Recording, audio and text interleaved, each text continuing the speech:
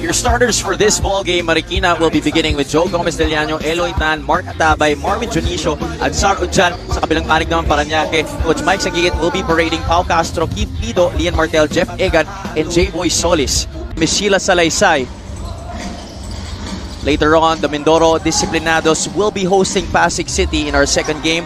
It's going to be against Pasig City. Very uncharacteristic para dito kay Marvin Junicio, who has played so great para sa Marikina Shoemasters as of late. So, medyo sumusubok sila, especially with the addition of Gerald Anderson. Marvin Junicio was the one who really suffered in terms of minutes, but he was still able to contribute even with only... Defended by Eloy Tan, some backcourt pressure provided by the Shoemasters, and they get a steal. Oh, that pass a little bit too behind para kay Junicio. It's a good defense guy nandito kay Eloy Tan, but just a bad decision dito kay Ajar Udjan in their last game. Early on, we're seeing an exceptional pass of the game that's brought to you by Boracay de la Ia, the official hotel and resort of the MPBL. J-Boy Solis to Paulo Castro. Opportunity para sa Parañaque. Junicio fakes the three. Drop pass inside, the bounce by Solis. Tan, shot clock winding down. He's blocked by the white shirt defense. Castro will challenge Junicio. Marwin off timing on the challenge, and Paulo Castro will get another bucket here. See here, just Paulo Castro running right away. So every time Marikina is making a mistake, alam nila na kulang itong Marikina. Trying to run somewhat of a triangle offense. Medyo nagkaroon ng reversal of roles dito sa game natin. We have to check kung talaga bang si J-Boy Solis alone. This guy is the modern day big where he really will stretch out the floor. But on the other end, Marvin Junicio returning the favor. Also another three. So we're gonna see a length versus strength matchup on the down low, and we see length para makuha ang reward sa pagpunta nila dito sa Oriental Mindoro. Thank you so much, Sheila. I love how you pointed out that they the loose ball, almost a steal for Marikina.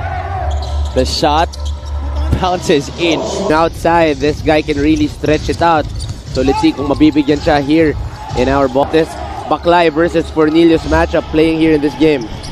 Cornelius gets a drop pass, leaves it for Jason Strait, and Strait is just right behind him at 11 points per contest. You know, one thing scary about Parañaque, hindi mo alam kung sino mag-iinit para dito sa Parañaque. Sometimes it's Galliano, some young and up-and-coming team. So, you know, mag gusto talaga dito sa Parañaque. Every time, they're really willing to battle it out whoever it is. Especially, they've been showing it this season. Razon to beat the buzzer, gets the roll, and he finishes. Kick out pass, that's way beyond his usual range. Parang nanggaling pa ng Parañaque itong si Jeldo Razon, but that will...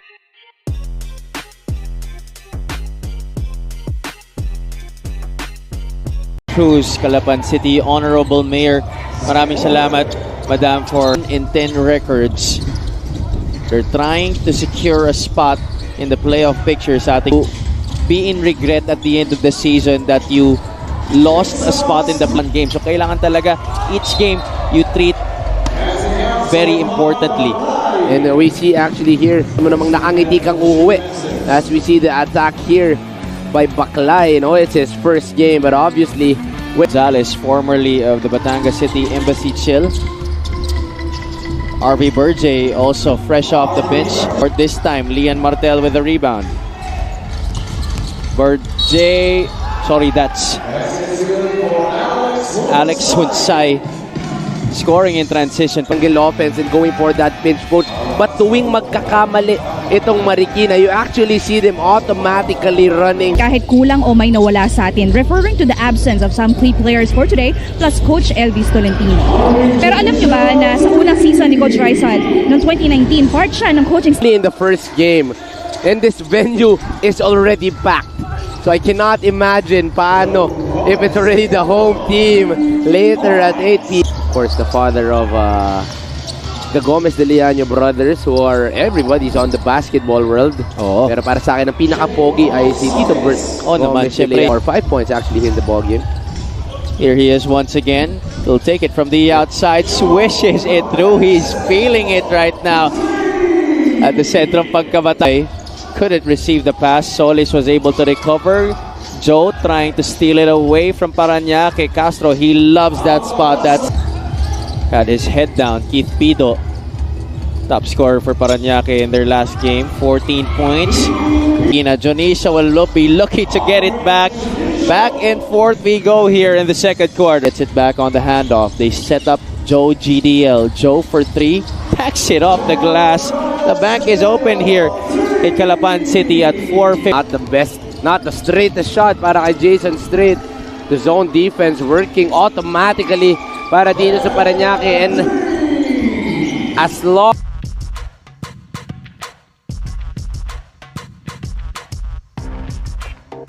and Miss Sheila Salaysay.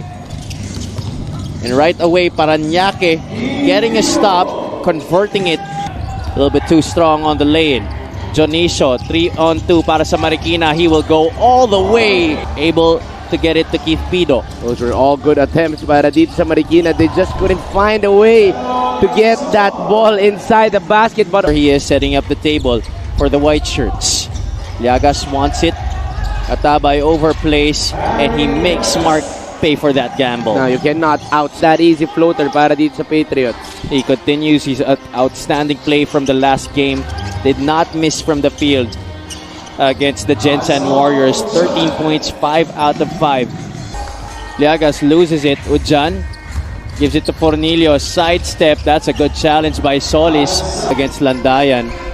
No whistle was blown. Gerald Anderson nagbalik na dito para sa Marikina.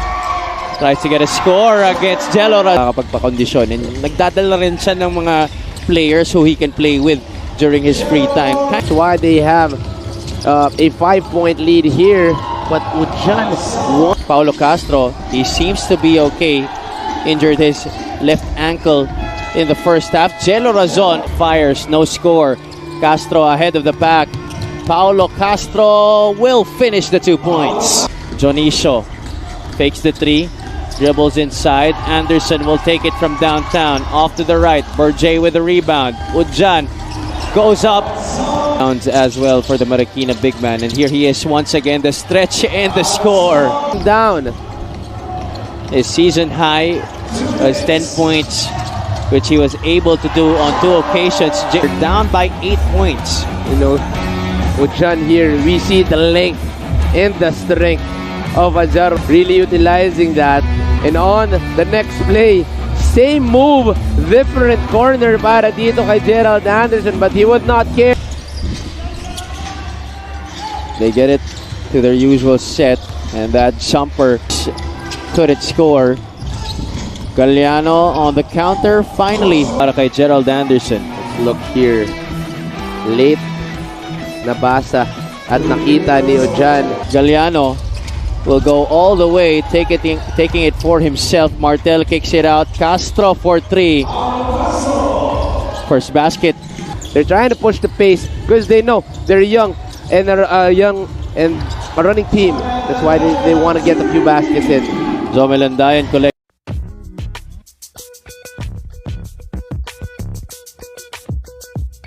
It's not every day that you are able to see caliber players, and not just NBA caliber players, stars of the league coming here to play in our country. There's some second motion that happened between Lian Martel and Adzar Ujan. Tingnan ulit natin yon. There was the offensive rebound. There's the putback by Martel. He falls down, which eventually also pins. Back of the head hit itong si Ujan. So medyo nadala lang ng emosyon itong si Ujan, and he extended that arm. Martel, good thing that good defense galing dito sa kanyang mga teammates. Was take a rest on the bench for the meantime. Umali misses. Castro right there. Second chance shot clock. Castro inside the lane. Floater. No good. Galliano able to collar the offensive rebound. Short range jumper is good. Been forcing the issue in the last 3 possessions. He had teammates in their last 3 possessions, but he's been forcing it. And now on the other end, Joe Gomez de Leaño will take advantage. Look at that. Castro lagging behind after missing the shot. excellent move, reading the pick and roll defense of Parañaque, getting by Lian Martel, the last line of defense of Parañaque. On the point blank hook shot, straight to his strong side. Jason straight, 2+1 special coming right up. Is against Jello Razon. This guy is such a long guard, which is so hard to defend the last 2 minutes of the ball game.